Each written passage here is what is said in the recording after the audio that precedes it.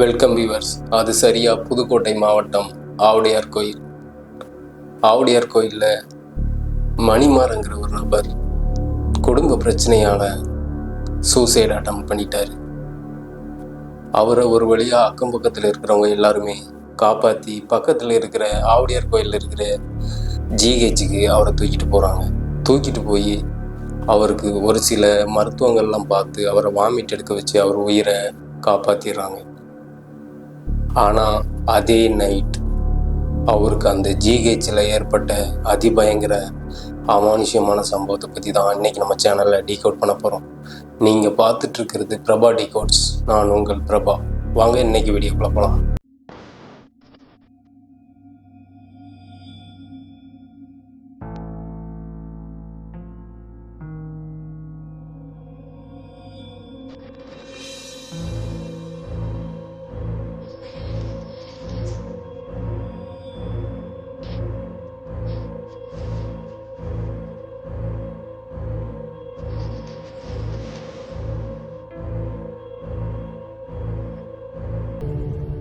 மணிமாறன் வயசு 38. இவர் ஆவுடையார் கோயிலில் பெயிண்டர் வேலை பார்த்துட்ருக்கார். இவருக்கு கல்யாணம் முடிஞ்சு 2 பசங்க இருக்காங்க. இவருக்கு ஃபேமிலியில் அடிக்கடி பல பிரச்சனைகள், ஏதோ கடன் பிரச்சனைகள் இருக்கிறதாகவும், அது நாளுக்கு நாள் இவருக்கு அந்த கடன் தொந்தரவு அதிகமாக இருந்ததுனால இவர் ஒரு நாள் சரி இனிமேல் இந்த கடனெல்லாம் அடைக்கிறதுக்கு ரொம்ப கஷ்டம், அதனால் நம்ம இறந்துட்டா அந்த கடன் பிரச்சனையும் சால்வ் ஆயிரும் அப்படின்னு சூசைட் பண்ண முடிவெடுக்கிறாரு. அப்படி அவர் மருந்தை குடிச்சிட்டு வீட்டில் உயிருக்காக போராடிட்டு இருக்கும்போது அக்கம் பக்கத்தில் இருக்கிறவங்க எல்லாருமே ஓடி அவரை ஜிஹெச்சுக்கு தூக்கிட்டு போகிறாங்க. அங்கே போய் அவருக்கு எனிமா இதெல்லாம் கொடுத்து வாமிட் பண்ண வச்சு அவரை காப்பாற்றிடுறாங்க. இவரை அந்த ஜிஹெச்சில் இருக்கிற 13வது பிளாக், அதாவது மார்ச்சுரிக்கு பக்கத்தில் பிரேத பரிசோதனை செய்கிற இடத்து பக்கத்தில் தான் இருக்கிற அந்த பிளாக்ல இவரை அட்மிட் பண்ணியிருந்தாங்க. அன்னைக்கு நைட் சரியாக ஒரு 2 மணி இருக்கும். அப்போ திடீர்னு ஒரு அலறல் சத்தம், என்னை வெட்டுறாங்க, என்னை துண்டு துண்டாக வெட்டுறாங்க அப்படின்னு ஒரு அலறல் சத்தம் கேட்க ஆரம்பிக்குது. இவர் பக்கத்தில் இருக்கிற பெட்டில் இருக்கிறவங்க எல்லாத்தையும் பார்க்காரு. எல்லாருமே நல்லா அசந்து தூங்கிட்டு இருக்காங்க.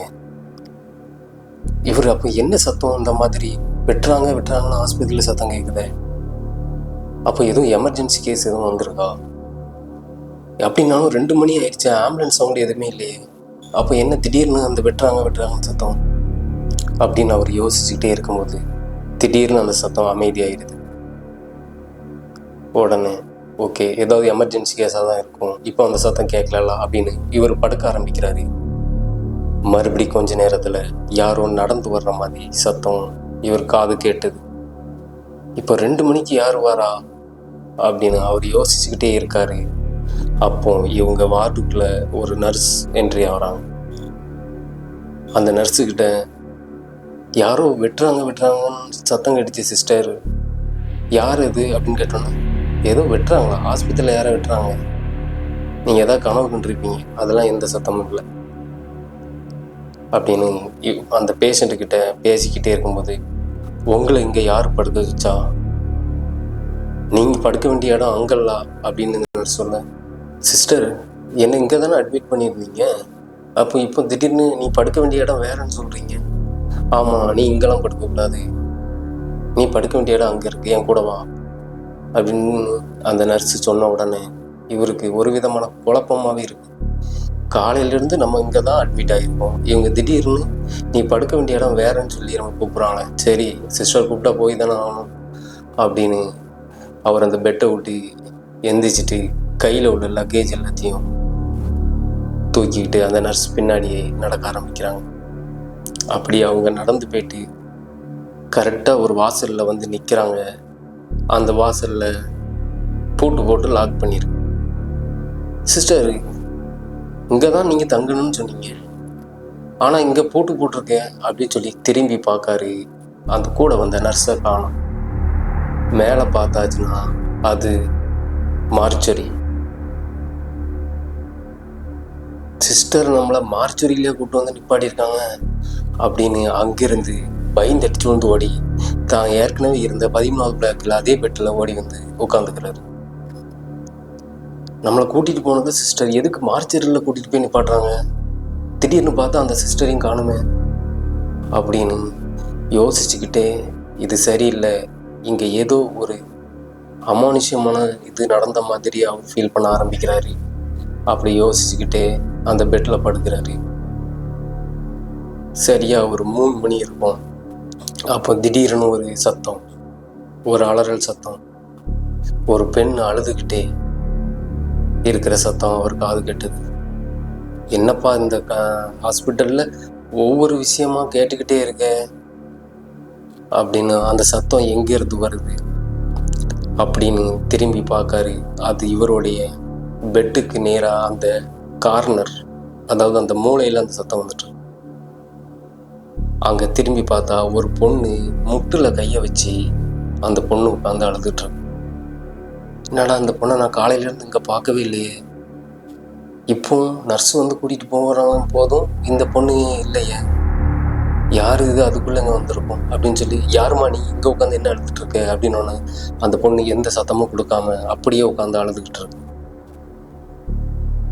இவர் ஏம்மா நான் உன்கிட்ட கேட்டுக்கிட்டே இருக்கேன், பதிலே சொல்லாமல் இருக்கேன்னு சொல்லி அந்த பொண்ணுடைய மேலே கையை வைக்கிறாரு. அப்போ அந்த பொண்ணு நிமிந்து இவரை பார்க்குது. இவர் அந்த காட்சியை பார்த்த உடனே அலறி அடித்து விழுந்து வெளியே வராரு.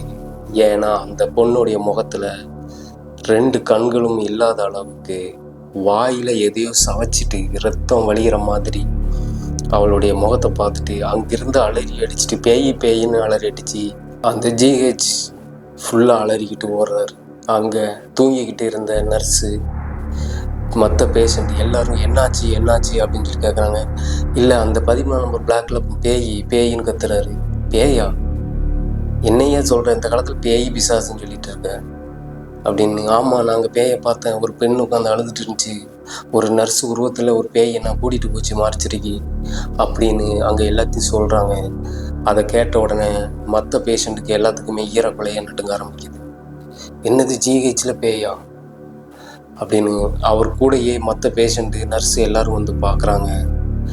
இவர் பார்த்த அந்த உருவம் இப்போதும் இல்லை, இவர் இதில் தான் உட்காந்துருந்துச்சு, இதில் தான் அழுதுட்டு இருந்துச்சு, அதோடைய முகத்தை நான் பார்த்தேன் அப்படின்னு அவர் எவ்வளவு சொல்லியும் அங்கே இருக்கிறவங்க யாருமே நம்ப மாட்டேங்காங்க. இல்லை, நீ மருந்து குடித்து சூசைட் பண்ணதுனால உனக்கு பேய் பிடிச்ச மாதிரி உனக்கு ஒரு பிரம்மை ஏற்பட்டிருக்கும், அதனால தான் இப்படி தான் இருக்கும் அப்படின்னு மற்றவங்க எவ்வளவு சொல்லியும் அவர் மனசு அதை ஏற்றுக்க மாட்டேங்குது. நான் என் 2 கண்ணாலையும் பார்த்தேன்.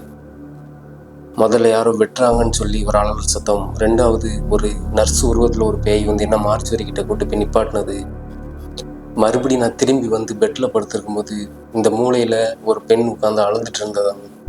அவர் எவ்வளவோ சொல்கிறாரு, ஆனால் அங்கே இருக்கிறவங்க யாரும் நம்ப மாட்டேங்காங்க.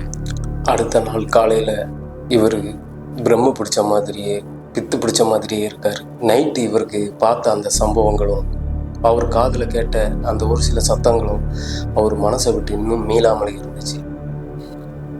அப்போ அந்த வார்டுக்கு வந்த ஒரு ஆம்புலன்ஸ் டிரைவர்கிட்ட எல்லாரும் சொல்கிறாங்க, இவர் தான் அந்த பேயை பார்த்தாரு அப்படின்னு சொல்லும்போது அந்த ஆம்புலன்ஸ் டிரைவர் ஒரு கதை சொல்கிறாரு.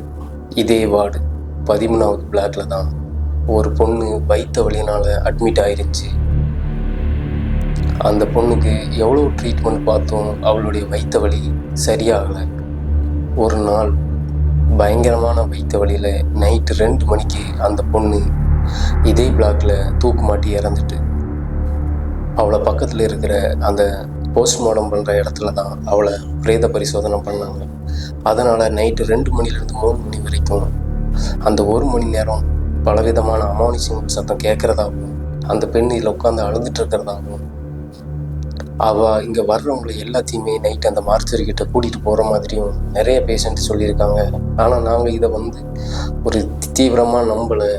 ஆனால் இப்போ உங்களோட சேர்த்து இது ஒரு 7 பேர்கிட்ட இதை மாதிரி சொல்லிட்டாங்க. அப்போ இந்த பிளாக்ல உண்மையிலே ஒரு ஆன்மா இருக்க தான் செய்யுது அப்படின்னு அந்த ஆம்புலன்ஸ் டிரைவர் சொன்ன உடனே இவருக்கு கூட கொஞ்சம் தூக்கி வாரி போட்டுருது. அவர் டாக்டர்கிட்ட பேசிட்டு, டாக்டர் என்ன வேறு பிளாக்குக்கு மாற்றுங்க, இல்லைனா என்னை டிஸ்சார்ஜ் பண்ணிடுங்கன்னு சொன்ன உடனே, நீங்கள் இன்றைக்கி ஈவினிங் வரைக்கும் இருந்தால் போதும், உங்களை 6 மணிக்கு நாங்கள் டிஸ்சார்ஜ் பண்ணிடுவோம் அப்படின்னு சொன்ன உடனே அவர் தன்னுடைய ட்ரீட்மெண்ட் எல்லாத்தையும் முடிச்சுட்டு அன்றைக்கி ஈவினிங் 6 மணிக்கு வீடு திரும்பிடுறாரு. ஆனால் அவர் வீடு திரும்பினாலும் அவருக்கு சாவுடைய பயம், அவர் மருந்தை குடிக்க துணிஞ்ச அவருக்கு இந்த ஹாஸ்பிட்டலில் போயிட்டு வந்து ஒரு நாள் தங்கியிருந்ததில் அவருக்கு சாவணுங்கிற எண்ணமே அவருக்கு போயிடுச்சு. அவருக்கு உயிர் மேலே ஆசை வந்துருச்சு. இப்போ சந்தோஷமாக வாழ்ந்துட்டு தன்னுடைய குடும்பத்துக்குள்ள சந்தோஷமாக இருக்கார். இந்த மாதிரி அமானுஷ வீடியோக்கள், க்ரைம் சம்மந்தமான வீடியோக்கள் பார்க்கணுன்னா நம்ம சேனலை சப்ஸ்கிரைப் பண்ணி வச்சுக்கோங்க. நீங்கள் பண்ணுற ஒவ்வொரு லைக்கும் ஒவ்வொரு சப்ஸ்கிரைபும் எனக்கு ரொம்ப மோட்டிவேட்டாக இருக்கும் நான் அடுத்தடுத்த வீடியோ மேக் பண்ணுறதுக்கு. Bye friends.